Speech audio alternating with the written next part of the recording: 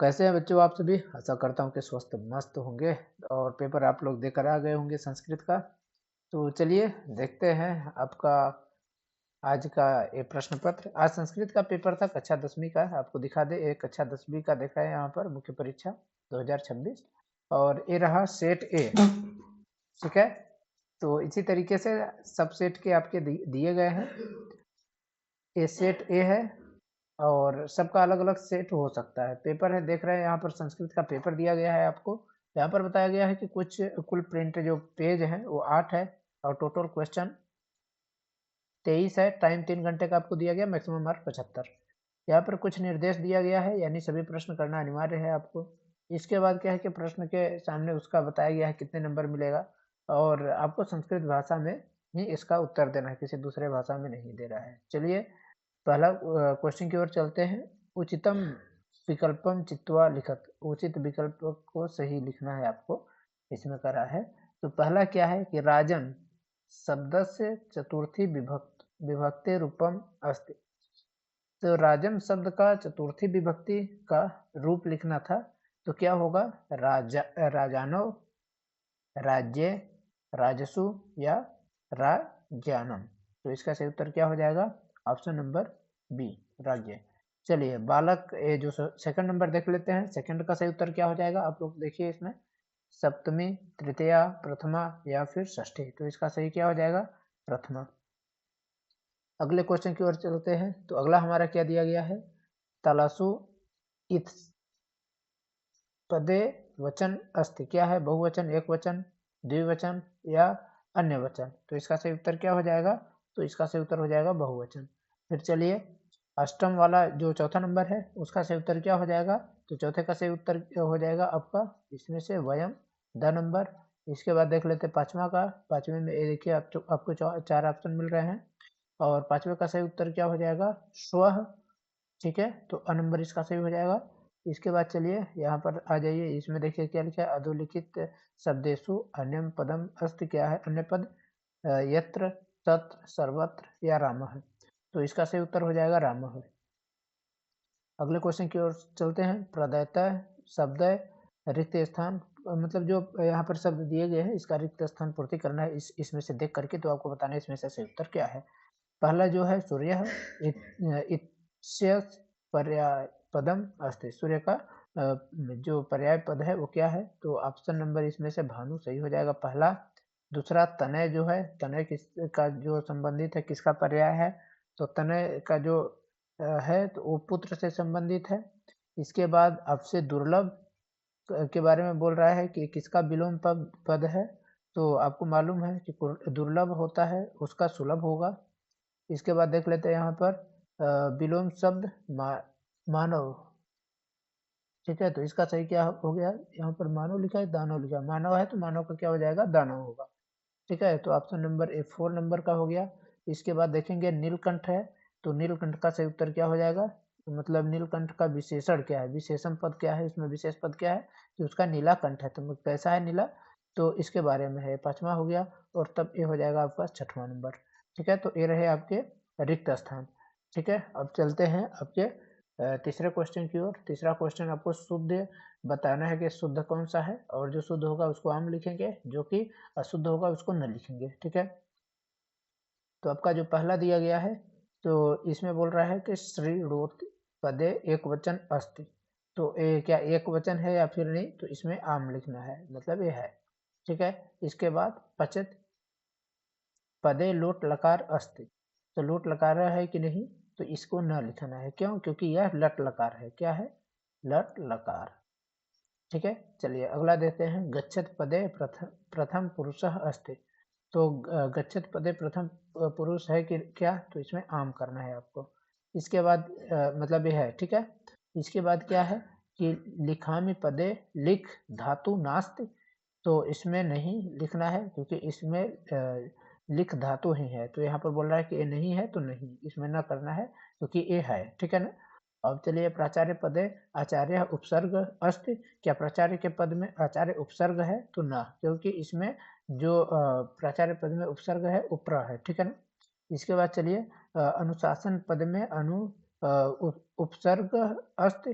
तो अनु उपसर्ग है या नहीं, तो इसमें लगाना है आम, क्योंकि है। ठीक है, अनुशासन में अनु ही उपसर्ग है। यहाँ पर आपको सही जोड़ी आपको मिलाना है, तो आपको देख लेना है। पहला क्या है कि हिमालय, तो हिमालय के क्या हो जाएगा, ये आपको दिख रहा है, तो इसमें से बताएंगे आप। तो आपको देखने को मिलेगा, तो इसमें से दीर्घ स्वर संधि है हिमालय।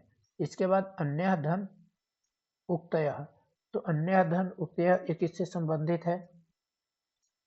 ठीक है, तो इसमें देखिए अन्योक्तयः है या फिर क्या है, यहाँ पर आप देखिए अन्य धन उक्तयः, अन्योक्तयः, ये आपका हो गया, यानी ये आपका फर्स्ट का हो गया, सेकेंड हो गया। और आइए आगे देखते हैं।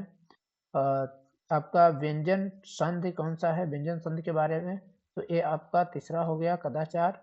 इसके बाद निराहारम, निराहारम किससे संबंधित है, यहाँ पर आहारस्य अभाव, तो उसको जब आहार का अभाव हो जाता है तो निहारा हो जाएगा। द्वंद्व समास यहाँ पर पूछ रहा है अनुरूपम, ये बस दो ठो आपके बचे हुए हैं। तो अनुरूपम जो है ये अव्ययी भाव समास है। अनुरूपम क्या है, अव्ययी भाव समास। ठीक है, और तो अव्ययी भाव समास अनुरूपम हो गया। इसके बाद देख लेंगे आपको पितरौ, तो पितरौ किससे संबंधित है, द्वंद्व समास से। ठीक है, तो ये आपके सही जोड़ी मिल गए। इसके बाद एक पद में आपको उत्तर देना है, तो एक पद में उत्तर आपको करना है। तो पहला क्या दिया गया है, तो मनुष्याणाम महान रिपुः का, तो इसका क्या हो जाएगा, आलस्यम, क्या हो जाएगा, आलस्यम। चलिए अगला देखते हैं, सर्वदा सर्व कार्येषु का बलवती, तो इसका सर्वदा सर्व कार्येषु का बलवती, इसमें बुद्धि हो जाएगा। इसके बाद जननी कीदृश भवत, तो जननी, जननी कैसी हमारी तुल्य वत्सला। इसके बाद गत्वा इत्यस्मिन् पदे कः प्रत्यय अस्ति, तो इसका हो जाएगा गत्वा में ये हो जाएगा त्वा। ठीक है, इसके बाद हसधम तुमुन में संयुक्त किम पदम भवत, तो इसमें हो जाएगा हसी तुम। इसके बाद हसी तुम, ठीक है, हसी तुम हो जाएगा। इसमें क्या हो जाएगा, इसमें सानच हो जाएगा, सानच। ठीक है, चलिए अब छठवां से 10वां तक के क्वेश्चन इसमें आपके यहाँ पर दिया दे रहा है कि ये जो है इसका पूर्व जो उत्तरार्ध पूर्व वाक्य में आपको लिखना है। तो छठवां ये है क्वेश्चन, ये आपके दो दो नंबर के इधर क्वेश्चन दिए गए हैं, तो इसमें से आपको क्वेश्चन आंसर करना था। ये आपके प्रश्न थे और इनके उत्तर देना में था, किसी दो में से। ठीक है, तो ये आप देख लीजिए। इसके बाद आ जाता है रिक्त स्थान की पूर्ति करना है। तो यहाँ पर रिक्त स्थान की पूर्ति करने के लिए आपको मिल जाता है 11वें नंबर से। तो यहाँ पर आपको रिक्त स्थान की पूर्ति करना होता है।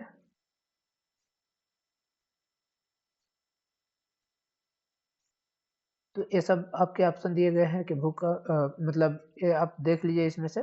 इसके बाद आ जाते हैं अगले पेज की ओर। तो ये हमारा 12वां नंबर क्वेश्चन है। यहाँ पर आपको घटना क्रम के अनुसार से लिखना होता है। इसके बाद 13वें नंबर में जो है वो सुभाष तानी श्लोक से पूछा गया है।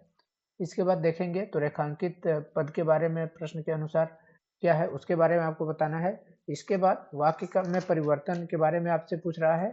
इसके बाद क्या है कि आपको अधोलिखित अशुद्धि वाक्य को आपको शुद्ध करना है। इसके बाद यहाँ पर आपको मिल जाता है शुद्ध को अशुद्ध करना है। इसके बाद अशुद्ध अशुद्ध जो वाक्य है उसको शुद्ध करना होता है। और यहाँ पर भी आपको अधोलिखित वाक्य कह कम प्रतिकथयत मतलब क्या कर रहा है, तो उसके बारे में आपको करना था। यहाँ पर 18 नंबर क्वेश्चन आ जाता है। और 18 नंबर क्वेश्चन में आप देखेंगे तो यहाँ पर क्या करना था, इसको आपको पढ़ करके गद्यांश को पढ़ करके उसका उत्तर देना था। ठीक है, इसके बाद देखेंगे तो यहाँ पर 19 नंबर है। इसमें दो में से कोई एक देना था, अथवा लगाया हुआ है। इसके बाद यहाँ पर देखेंगे तो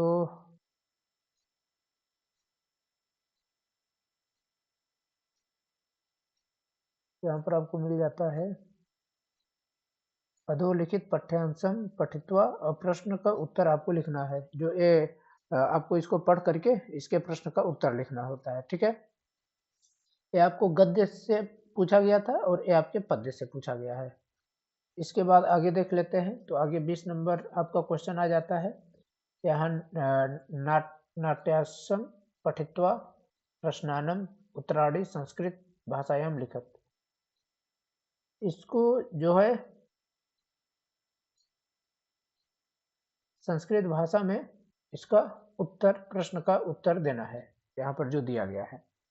इसके बाद आप देख लेते हैं अथवा में सेम वही चीज यहाँ पर भी दिया गया है, प्रश्न का उत्तर देना है। 21 नंबर भी आपको ये अपठित गद्यांश है, इसका भी प्रश्न उत्तर देना था। इसके बाद देख लेते हैं और क्या आया हुआ है आपके पेपर में। तो यहाँ पर एक आवेदन पत्र लिखना था, ठीक है। इसके बाद 23वां नंबर देख लेते हैं। तो यहाँ पर आपका संस्कृत पर निबंध लिखना था, आदिकवि वाल्मीकि पर, सत्संगत पर, इसके बाद भारतीय संस्कृत पर, या फिर पर्यावरण पर, या फिर आपको संस्कृत भाषाया उपदेशयत, ठीक है, इस पर आपको निबंध लिखना था। तो ये तरह आपका पेपर आप लोग कमेंट करके जरूर बताइएगा कि आपका पेपर कैसा बना। अगर पेपर अच्छा बना हो तो भाई आप लोग बताइएगा कि आप कितने मतलब 75 में से आपका कितना नंबर बन रहा है। ठीक है, धन्यवाद।